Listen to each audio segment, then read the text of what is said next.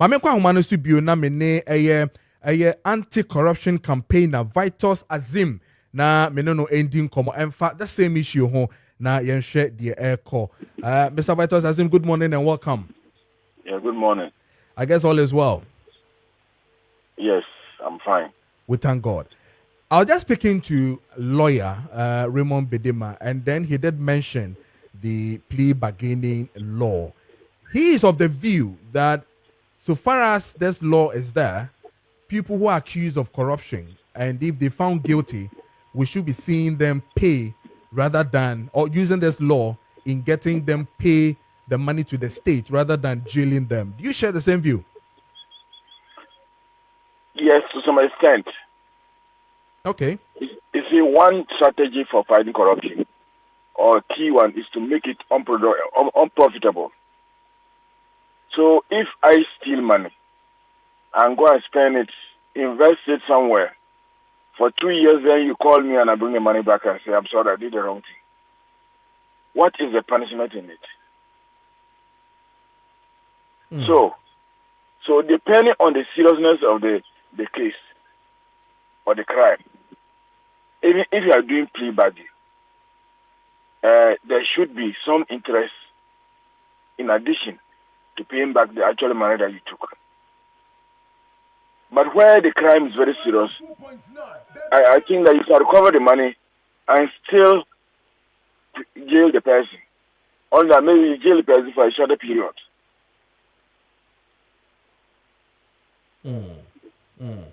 Because I'm also looking at it from that same point of view, where then the people who come into public positions then know that, oh, after all, when I do use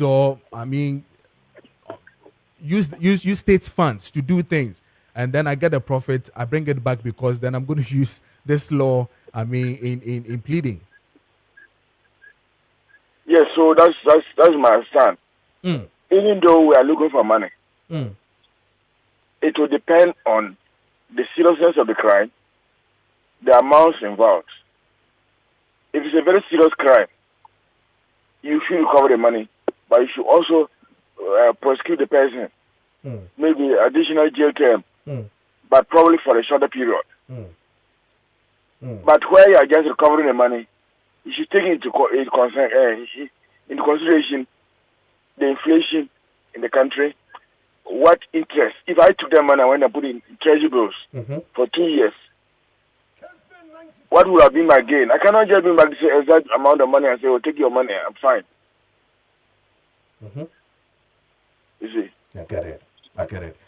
Mr. Vitus Azeem, let me ask you this. I'm sure maybe you've heard it, that the public sentiments on the issue of the Attorney General coming every single time to brief them, the public through the media.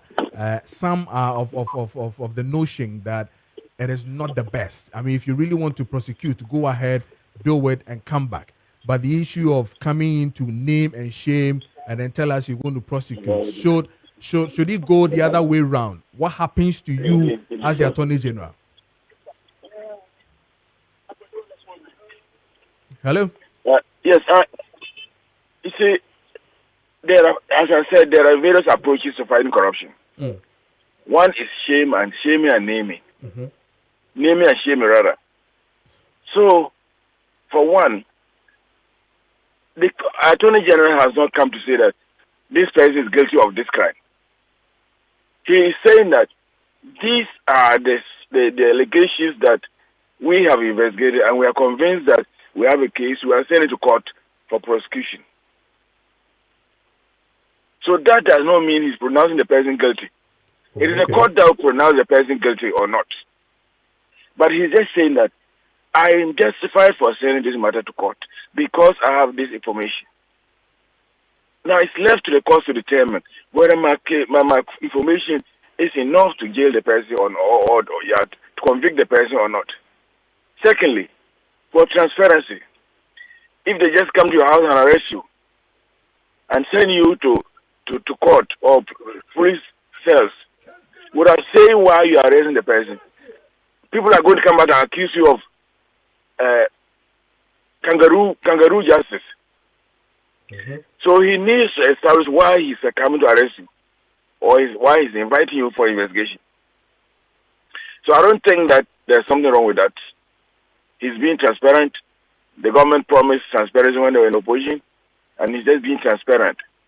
But he only has to be careful not to behave like he has found the person already guilty.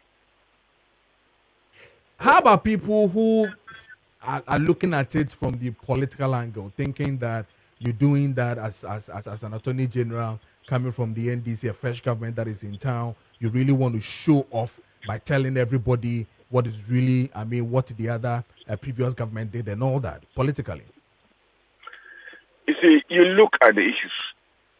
The issues the attorney general has raised, do they make sense? Are they convincing to you as an individual? You see, if you are put in a position to do something, and then you use that position, or allegedly use that position to enrich yourself, should attorney general sit back because if he does it, if it comes after you, you say that it is political witch hunting, or because a new government has come and he wants to show up? No. Sometimes some people have accused the Office of Special Prosecutor of not working. Mm-hmm. Because they what they want to see, they haven't seen. So if today the Attorney General is telling you why that he's working, I don't see any problem with it. And as I said, the emphasis is that he's not pronouncing you guilty. He's saying, I have this evidence, and I think that if I put it in the court may find you guilty. But it's left to the court to decide whether you are guilty or not. Okay. Before I leave you, should you rate the Attorney General's performance over the past 6 months since they came to government? What will you say about the office of the Attorney General office and his work? You see, for me, being an anti-corruption person, I always assess accountability institutions by one, how much money have been recovered from illegally acquired wealth. Mm-hmm. How many successful prosecutions has he obtained? There may be other factors, but for me, these are the two important ones that you use. So if you use that, I think that it's too early to assess the Attorney General. Oh, okay. Okay. Yes. Okay. All right. Thank you so much for talking to us, and we'll come as and when we need more help from you. You are welcome, Koyo. Have a good day. You too. All right. Vitus Azeem, and no Edin, anti-corruption campaigner